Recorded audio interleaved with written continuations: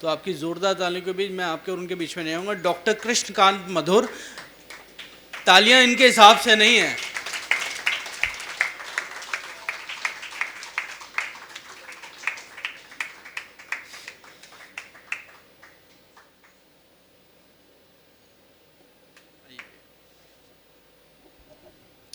आप सभी को सादर प्रणाम। मैं कृष्णकांत मधुर। बहुत सारी बातें व्यवहार की, विषय की हुई। मैं बताना चाहता हूँ, मैं रोज आरती में गाता हूँ, विषय विकार मिटाओ कष्ट हरो देवा। तो मैं इन विषय विकारों से मुक्त हूँ और मुक्त कविताएं लिखता हूँ, और सीमा से तो मेरा कोई मतलब ही नहीं है। वो तो उस नोएडा वाले के पास होगी। तो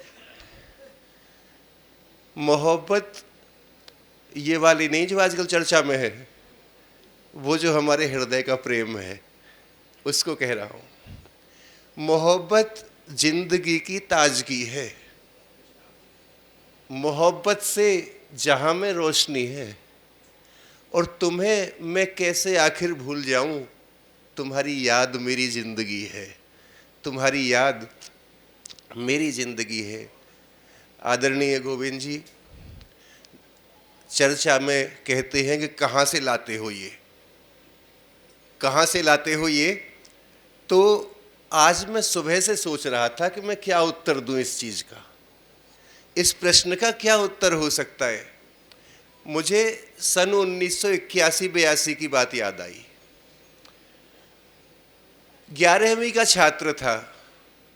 मेरे पिता मेरे जन्मदाता थे, उन्होंने इस शरीर को दिया, और फिर सौभाग्य से जिस 11वीं के विद्यालय में मैं पढ़ता था वो उसमें हिंदी पढ़ाते थे। तो मुझे कहाँ से लाते हो ये चीज़ मुझे तब याद आई। सुबह से सोच रहा था, तो उनका पढ़ाने का जो ढंग था, 40 साल उन्होंने पढ़ाया वहाँ कुबेर कॉलेज डिवाई में। जितने भी लोग आते, गुरुजी चरण स्पर्श, गुरुजी चरण स्पर्श, और वो व्यवहार मैं देखता था। सूरदास कवि हुए हैं मुगल काल से पहले के, मीरा कवियत्री हुई है मुगल काल से पहले की, और तुलसीदास कवि हुए हैं जिन्होंने मुगल काल को झेला। ते जानौ निश्चर सब प्राणी, सारे अवगुण बता बता के, और लास्ट में कहा ते जानौ निश्चर सब प्राणी, ये राक्षस लोग हैं। और फिर राक्षसों का हनन कैसे करना है, रामचरितमानस पढ़ लो। हनुमान जी अपने तरीके से निपटा रहे हैं, राम जी अपने तरीके से निपटा रहे हैं। तो वो स्थिति शैव, वो पेपर में 11वीं के में हिंदी के पेपर में, और प्रश्न आया कि सप्रसंग व्याख्या करो, संदर्भ सहित व्याख्या करो। सूरदास जी की कविता थी, मधुवन तुम कत रहत हरे, मधुवन तुम कत रहत हरे, विरह वियोग श्याम सुंदर के, ठाड़े कत नजरे। खड़े खड़े जल क्यों नहीं जाते तुम, जब कृष्ण नहीं हो तो तुम हरे क्यों हो। पिताजी ने संदर्भ और प्रसंग लिखवा रखे थे। मैं वहां से बात शुरू करना चाहता हूं अपनी। तो सूरदास के बारे में जो भाव थे, जो मैंने लिखा प्रसंग में, शैव, शाक्त, नाथ एवं वैष्णवों, ये 4 परंपराएं थी हमारे सनातन में। शैव, शाक्त, नाथ एवं वैष्णवों के साकार और निराकार के भेद प्रभेदों से उद्भ्रांत भारतीय जनमानस कटी पतंग की भांति भटक रहा था। कटी पतंग की भांति भटक रहा था। ऐसे अनर्गल समय में बजने लगी कवियों की छाप लगी हुई अष्टवीणाएं, जिनमें सबसे सुरीली आवाज अंधे सूर की थी, जिनमें सबसे सुरीली आवाज अंधे सूर की थी, प्रस्तुत काव्य पंक्तियां हिंदी साहित्य के ज्वलंत रवि, पद पद्धति के श्रेष्ठ कवि, पुष्टि मार्ग साधक, मधुर वीणा वादक, कोमल हृदय पंकज, चंद्र वरदाई वंशज, उन्हीं भक्त प्रवर श्री सूरदास के सूर सागर नामक ग्रंथ से अवतरित हैं। ये भाषा सन 1981-82 में पिताजी ने मुझे पढ़ा रखी थी। अब उस भाषा से उतर के मैं यहां तक कैसे पहुंचूं जो भाषा आज बोली जा रही है। ये विषय है। देखिए, गुरु गृह गए पढ़न रघुराई, अल्पकाल विद्या सब आई, जाकी सहज श्वास श्रुति चारी, सो प्रभु पढ़ यह कौतुक भारी। रामचरितमानस को मृतक चर्म बजा करके, मृतक चर्म का संगीत बजा करके और उसका आनंद लेने वालों, रामचरितमानस उस वह विषय नहीं है। रामचरितमानस में एक एक चीज पठन पाठन और हृदय ग्राह्यता की है। हर एक में उन्होंने कहा है कि ये घाट हैं। तो अल्पकाल विद्या सब आई, जाकी सहज श्वास श्रुति चारी, जिनकी सांस लेने में 4 वेद प्रकट हो जाते हैं, सो प्रभु पढ़ यह कौतुक भारी। वो भगवान पढ़ रहे हैं वशिष्ठ के आश्रम में, ये कौतुक है। तो क्यों है? मैं बच्चों को बता रहा था कि अल्पकाल विद्या सब आई, गुरु गृह गए पढ़न रघुराई। गुरु के घर में गए पढ़ने के लिए और थोड़े से समय में ही सारी विद्या उनके पास आ गई। ये जो 12वीं पास होगी 12 साल बाद, 3 साल में ग्रेजुएशन का कोर्स होगा, वो तो कुछ नहीं है। अल्पकाल विद्या सब क्यों आ गई? तो तुलसीदास जी सिद्ध करते हैं कि प्रात काल उठ के रघुनाथा। इतनी जल्दी ज्ञान क्यों मिल गया? प्रात काल उठ के रघुनाथा, मात पिता गुरु नावय माथा। अल्पकाल में विद्या यूं ही नहीं आती। माता और पिता का, गुरु का सम्मान वो करते हैं तो ज्ञान उनका तेजी से प्रकट होता है। बहुत सारी बातें हो सकती हैं और आदरणीय प्रतीक्षा रहते हैं काफी देर से, सबको सुन रहे हैं।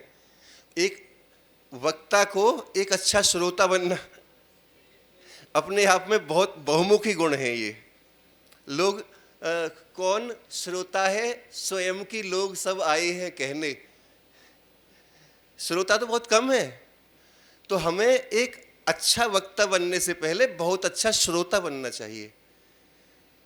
मैं आप सबकी उपस्थिति को सादर नमन करता हूं। और वो जो बात आदरणीय जोर जोर से कह रहे थे गुप्ता जी, उसको बल देने के लिए एक कविता कहना चाहता हूं। देखिए, चंदन बबूल कोयल गिद्ध परस्पर विरोधी तत्व हैं। कह रहीम कैसे निभे केर बेर को संग। बेर का पेड़ होता है, उसके कांटे होते हैं इस तरह के टेढ़े वाले, और केला का पेड़ होता है, उसके पत्ते होते हैं चौड़े चौड़े हरे हरे कोमल कोमल।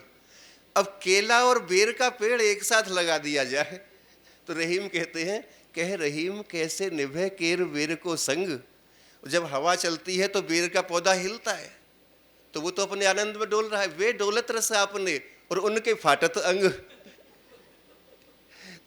केले का तो नाश मर जाएगा इतनी देर में, जैसे उसके कांटे होते हैं बेर के पेड़ के।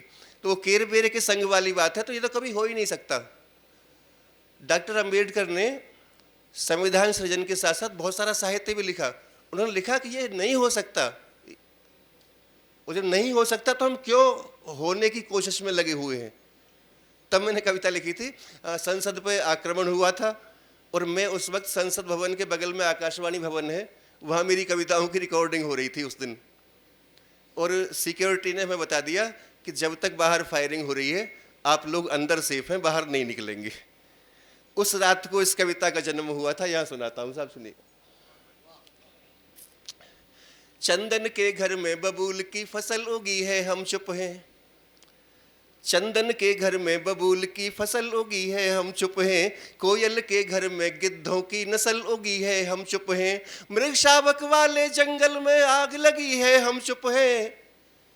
मृग शावक वाले जंगल में आग लगी है, हम चुप हैं।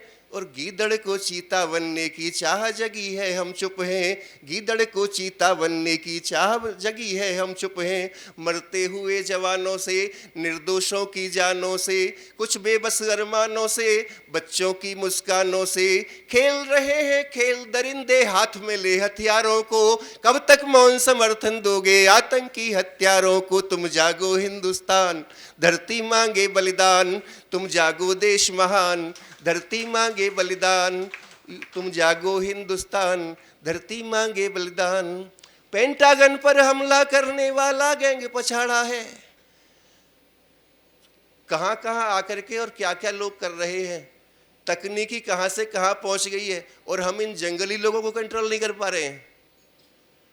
तब मैंने कहा पेंटागन पर हमला करने वाला गैंग पछाड़ा है।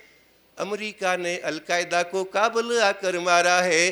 तुमने भी यदि चिंगारी को पहले मसल दिया होता, जहरीले नागों के फन को गन से कुचल दिया होता, पागल कुत्ते मर जाते या फिर अपने घर जाते, खतरे का अंकुश पाते, संसद तक ना घुस पाते। अब भी है उपचार, मिटाना होगा इन बटमारों को। कब तक मौन समर्थन दोगे आतंकी हत्यारों को? तुम जागो हिंदुस्तान, धरती मांगे बलिदान। तुम जागो देश महान, धरती मांगे बलिदान।